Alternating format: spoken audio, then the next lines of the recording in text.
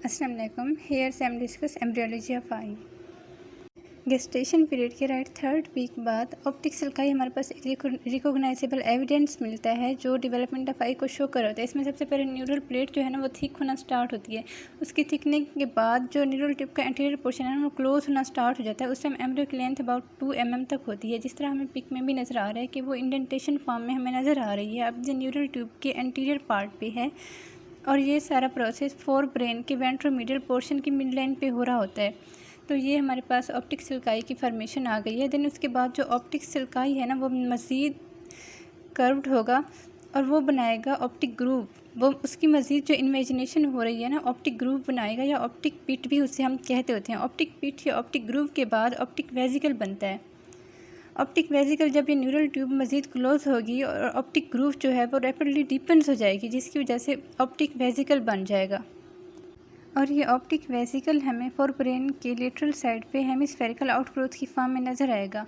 यहाँ पे एक टर्म यूज़ हुई है प्रोसेंसेफिलान। प्रोसेंसेफिलान हम फोर ब्रेन को कहते हैं, जो मेसेंसेफिलान है वो मिड ब्रेन को कहते हैं, और रोम्बेनसेफिलान ये हाइंड ब्रेन को कहते हैं। ये इसके डिफरेंट नेम्स हैं फोर ब्रेन, मिड ब्रेन और हाइंड ब्रेन के।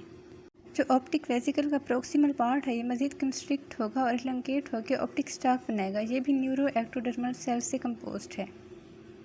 गेस्टेशन पीरियड के 3rd वीक में जो ऑप्टिक वेसिकल है ये साइज़ में इंक्रीज़ होगा और इसका जो डिस्टल पार्ट है वो एम्ब्रियो के आउटर वाल तक पहुंच जाएगा, मीन के सरफेस एक्टोडर्म तक, जो मज़ीद थिक हो के हमें लेंस प्लेकोड या लेंस प्लेट देगा।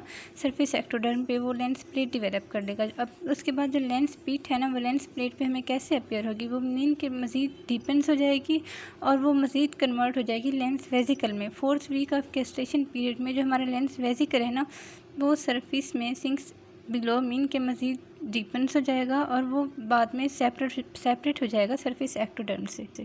All these things are clearly mentioned in these pics और इन दीज इमेजेस।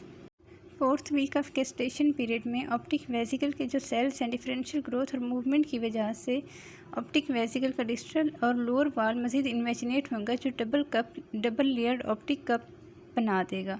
अब ये जो कप के मार्जिन्स हैं ना ये लेंस वेसिकल्स के अपर और लेटरल साइड्स पे ग्रो ओवर होंगे ताकि जो लेंस वेसिकल है ना उसको इनक्लोज कर सकें। अब ये जो हमारे पास डेवलपिंग न्यूरल ट्यूब और ऑप्टिक वेसिकल हैं ये मेसेनकाइम से सराउंडेड होते हैं। अब जैसे ही ऑप्टिक कप की फॉर्मेशन होती है ना, जो inner vascular layer of mesenchyme है ये अपने अंदर एक और कोराइडल फिशर को कैरी करते हुए एक हेलाइडल सिस्टम क्रिएट कर देता है। ये हेलाइडल सिस्टम एक वेसल है जो लेंस को न्यूट्रिशन प्रोवाइड कर रही होती है। हमारे पास जो 6 वीक ऑफ गेस्टेशन पीरियड है उसमें कोराइडल फिशर जो है वो क्लोज हो जाता है। कोराइडल फिशर के जब लिप्स क्लोज होंगे तो बहुत सारी बेसिक स्ट्रक्चर्स जो आई की है ना वो फॉर्म हो जाती हैं, नीन ciliary body, iris, retina, optic stalk, optic nerve. और अगर हमारे पास जो कोराइडल फिशर के लिप्स हैं ये क्लोज नहीं होते, ये फेल हो जाते हैं फ्यूज़ होना, तो फिर हमारे पास क्लोबोमा डेवलप होना स्टार्ट हो जाता है और उस पेशेंट में क्लोबोमा की पैथोलॉजी आ जाती है। This is all about the development of I. Thank you.